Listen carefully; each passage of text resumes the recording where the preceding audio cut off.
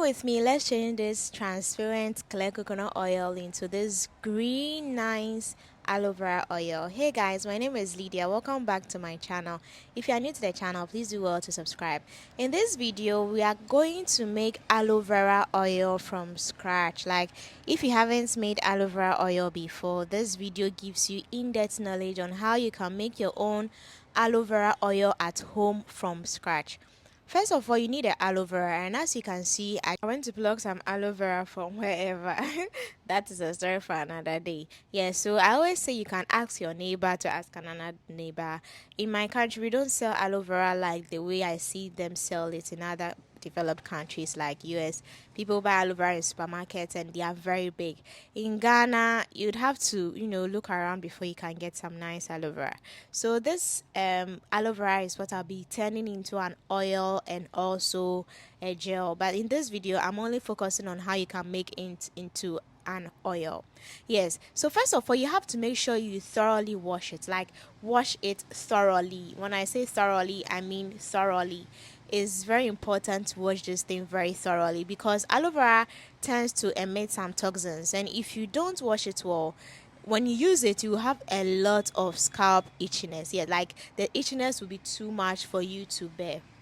When you are done washing it, now it's time to chop them into smaller pieces. You don't have to necessarily chop them very small or looking for the same size. Just chop them in a size that your blender can blend because we'll be blending this aloe vera oil. Yes, so chop them in such a way that you can just break them. Maybe I was doing too much, that's why I use knife and all to cut, but then you can just break them and then push it down into your blender. Yes, so aloe vera is a cash crop. If you watch my videos on aloe vera, I always mention that aloe vera is a cash crop because it has several other benefits. In my other videos, I will upload how you can make aloe vera gel from scratch, and this gel you can use it for your hair, you can also use it for your skin. Yes, so when you're done chopping it, you can either put the oil at the base or before you put the aloe vera in it, or you can just put the aloe vera in it and then you later add the oil to it, like what I did in this video. It is really not compulsory the formats that you use. Yes, so I added more aloe vera because I wanted the aloe vera to be more than the oil. If you want it the other way around, you can make the oil a lot and then reduce the quantity of the aloe vera, but I wanted a lot of aloe vera and then small oil. So this is the oil I'm using. This is extra virgin coconut oil. This is pure undiluted, like it is in its purest form. I then pour it into the blender and then wait for it to go down so that it aids in easy blending. And most of our blenders, it needs more fluid or more water to blend, so you have to be a bit tactical when you are blending something like this because it's like the water is not enough, so you have to be very tactical. So in this blending, I was blending it like 2 seconds interval blending, so that like you can see me doing the video, I don't even press the start for so long so that it takes time to just stir it around before blending so much. Yeah, if you know me, I'm very paranoid around these things, like these gadgets, and especially with blender, I just don't like the loud noise it makes, so I want to yes, so that's why this was the best way, this was the best approach.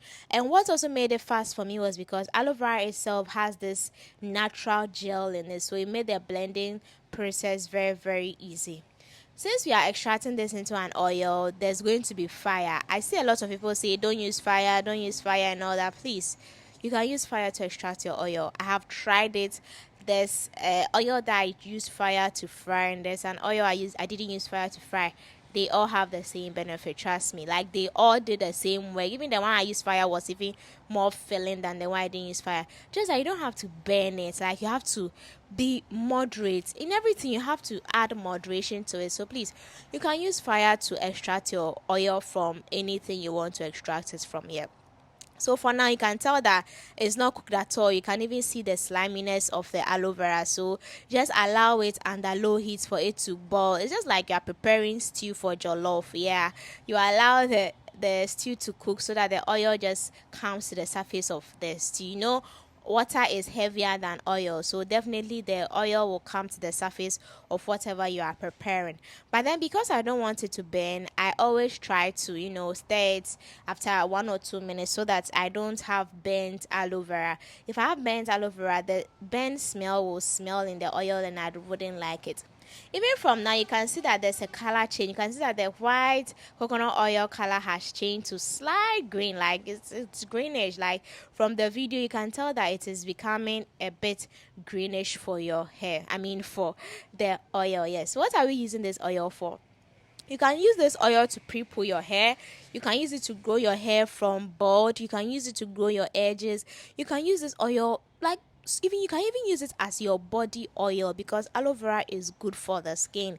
Yes, you can use this as your body oil. If you don't like the smell, you can add your own fragrance, maybe vanilla fragrance, strawberry fragrance, something sweet, and use it on your skin, and you'll be impressed that wow, something common like aloe vera is able to change your skin like this. Yes, I love aloe vera so much. Like if you see my videos, at least I have a lot of aloe vera videos, meaning that aloe vera has really, really helped me in my journey. So this is when you know that it is cooked. It forms a bit foamy at the surface. Yes. So the foam shows that there's no water else to be boiled. Like there's nothing water in it to be boiled. So it just brings you the foam. There's no water in it. You can also tell that the sliminess has stopped. When I bring it out, you can tell that there's no sliminess.